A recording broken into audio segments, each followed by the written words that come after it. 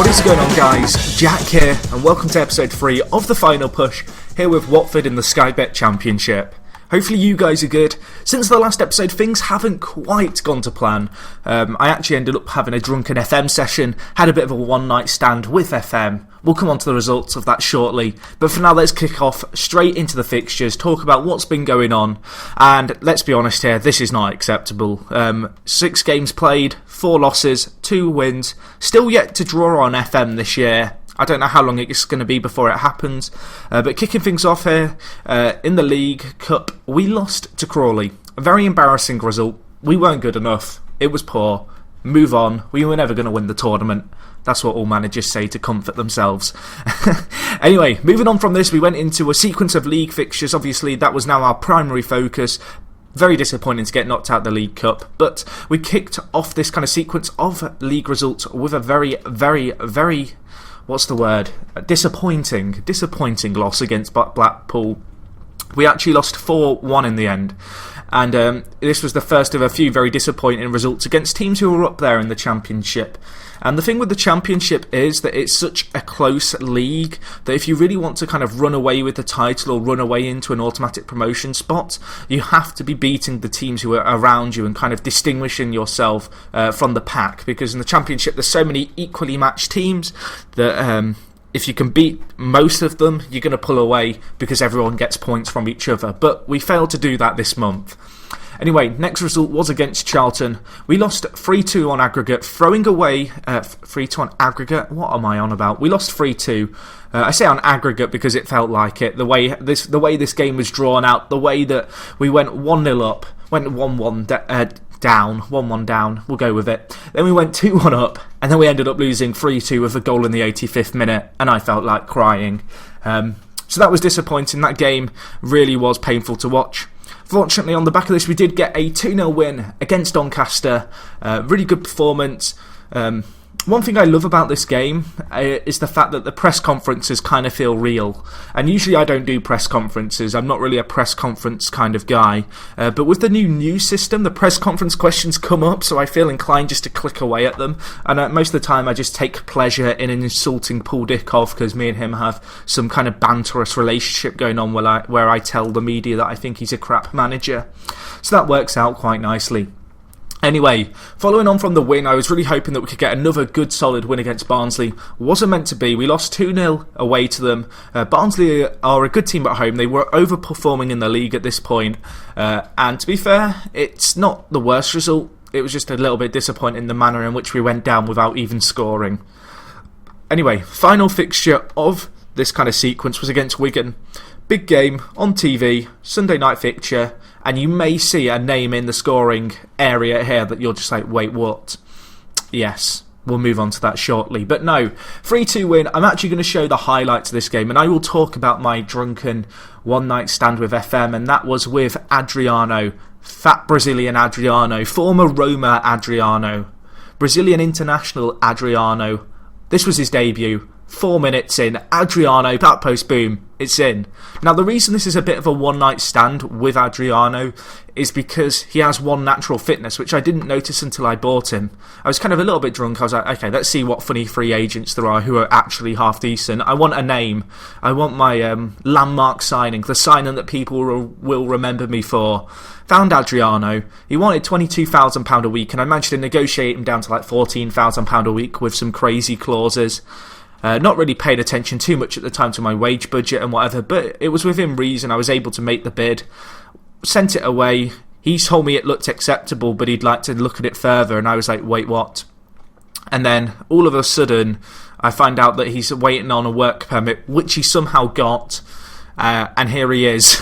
He has one natural fitness, which is the big bummer, because it means he can play 1 in every 3 games. But if he scores 2 goals in the first 10 minutes and I have to sub him off after 60 minutes every game, I won't be complaining too much. He's kind of just a useful, experienced head to have. He has got the unused sub bonus as well, so I'm going to have to bear that in mind, that I'm probably going to have to start him or not play him at all on the bench, but we do have plenty of attacking options, young and old. This was a huge goal here, as you can see, 2-2. We actually threw away the 2-0 lead Adriano cemented. I had to take him off because of his lack of fitness, and Lissard, well, tell me how he finishes this, because I described this as a John Terry diving penguin header thing. He just kind of goes head first into the one-on-one with the keeper and wins the ball and gets a diving header that goes in. I've never seen that happen in real football, but we'll leave it. 3-2. That was a good result. I don't want to save the game, no thank you. That's kind of cool, you can save it. Knowing my luck, you could probably do that in previous FMs and I've never used it, but you can save highlights. I think you could do that. Leave me. It's early on in the morning. I asked for 50 likes on the last episode and you guys absolutely smashed it. So here I am at 8 AM doing a commentary. Slightly hungover, probably slightly drunk still, but we'll leave it. Anyway, Blackburn is the game today. My God, this has been a painful experience. Blackburn is the first game of the day today. Looking at the league table as a result of those fixtures, I know that I showed this before, just a look at it. As you can see here, third in the league, 18 points, and as I was saying, the league is so tight at the top. Our goal difference lets us down a little because we've conceded too many, but just to be up here is great. Our target this season is to get promotion. At the moment we're on course for it, but in all honesty this league is so close. Potentially I could lose 2 games and slip down to 15th.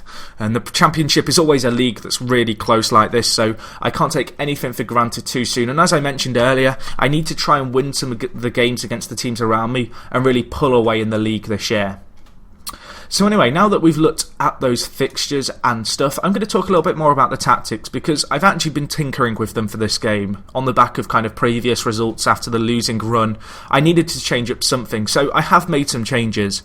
The big change has been that the Enganche, the centre attacking mid who's kind of static, has gone.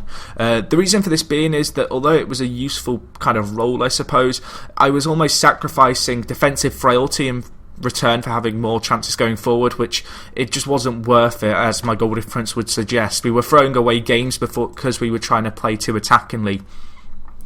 So kicking off the changes at the back, I've changed what was a cover-stopper-cover combo in terms of defender roles, and I've changed them to defend, and they're all set to limited defence. The reason for this being is that the defenders were giving away a lot of the ball. Our system relied on slow passing play from the back previously, and when players are only getting 74% pass completion as centre-backs, that means 25% of the time they're passing the ball out at the start of the build-up play, we're losing it and giving it away, which just it isn't acceptable. I think that I put this down to just my defenders not quite being good enough passers, and also with the lack of kind of a player who drops deep to get the ball, or a player just sat just in front of the defenders, they were often left alienated as the midfielders would push up the field. And so for that reason, just adding the anchor man, switching the centre-backs to limited defenders, just means they're going to get the ball out, and we're going to be relying more on our midfield now to build up the play. So moving on to the midfield area, the actual roles here are pretty similar. The ball-winning midfielder is now the anchor man, and this has meant that where the Enganche was, we've now got just a regular centre mid. We've got the players to play the system. One thing about Watford that I noticed immediately as I came to the club is very flexible in their system and very much able to, I guess, play how I want to play in terms of just mixing things up, trying some new things, and all that good stuff. I'm actually going to make one change here. I'm going to bring on Tommy Hubban, who is the Northern Irish, pardon me. I know someone's going to get mad in the chat, in the comments now. I apologise. I know the difference between Ireland and Northern Ireland, honestly, guys. And he is a quality player for us. Young, going to give him a run out. Why not? And then moving on to the attack, what was once an advanced forward and deep lying forward is now become an advanced forward and poacher with the removal of the centre attacking mid. I don't want a deep lying forward dropping deep to get the ball because it means that we're just going to have one player up on, I guess, up front on his own, and it's just not going to work for me. So what I've done is I've changed it all up, and we go with this new system. So hopefully this works out for us. Let's get straight into today's game.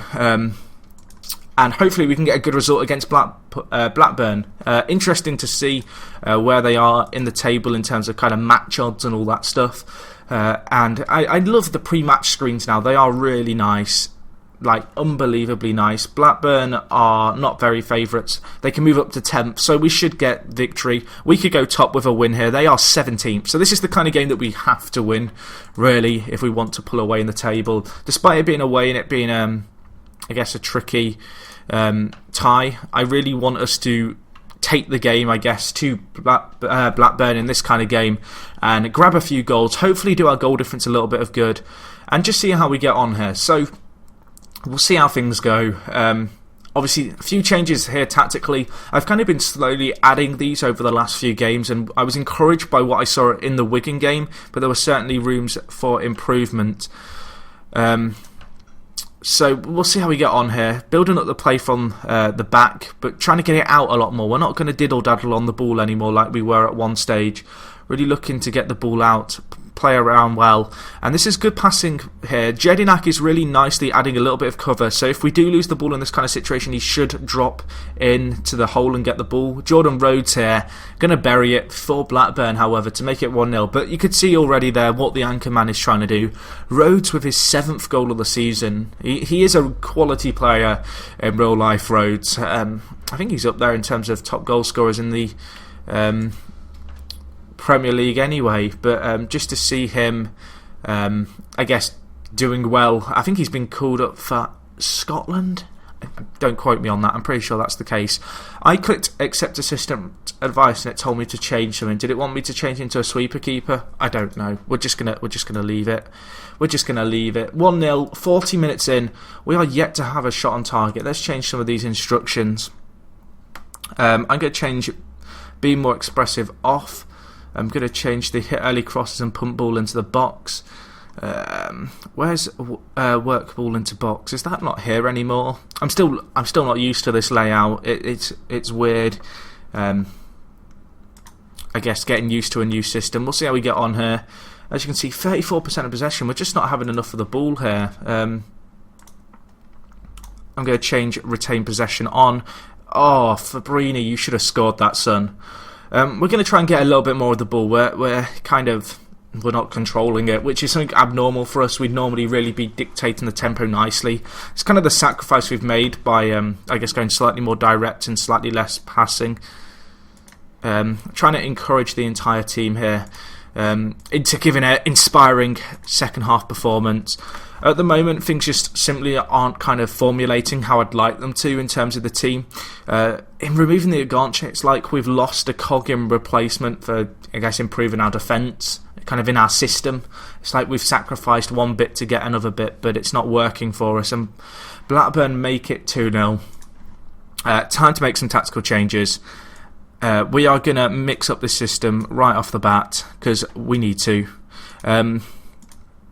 Okay, I'm going to go with ball in midfielder, set to defend. Abdi, support. Fabrini, attack. Advanced playmaker. Then we are going to bring on Lassard. And we're also going to bring on Troy Deeney. We're going to mix up the front two. Neither of our strikers performing. 2 shots on target from 7 simply isn't good enough. And let's see if these changes can have an impact for us. Deeney, Anya, get the ball in the box. It's in. Lassard hits the crossbar. Almost an instant impact by the sub. We're going to go a little bit less fluid, but a little bit more attacking. I really need to chase this game now. 15 minutes left to really commit a few men forward. Obviously, we've changed our shape a little. Could be susceptible to more goals, but it's this kind of game where I want to chase it. I want us to try and, I guess, get the ball forward, try and grab a goal, but it doesn't look like it's going to happen for us here, unfortunately, unless there is a very late twist in the tail. Do win the ball here. Abdi, get the ball forward now. There's options. He's just giving it away. That is so poor. So poor. Good tackle, though, by Jedinak. Hopefully we can formulate a late chance here and give ourselves a minute or two to maybe grab one more, although that is very unlikely. Fabrini, go on Troy Deeney. Ball into the box. Abdi blocked by the defender. Wow. Blackburn just defending for their lives here. We've not controlled the ball at all well this game. What we have done is we have done a lot better in the second half in terms of creating chances, but it's not good enough. I need to go back to the drawing board with these tactics. It's just not worked this game, unfortunately, for us.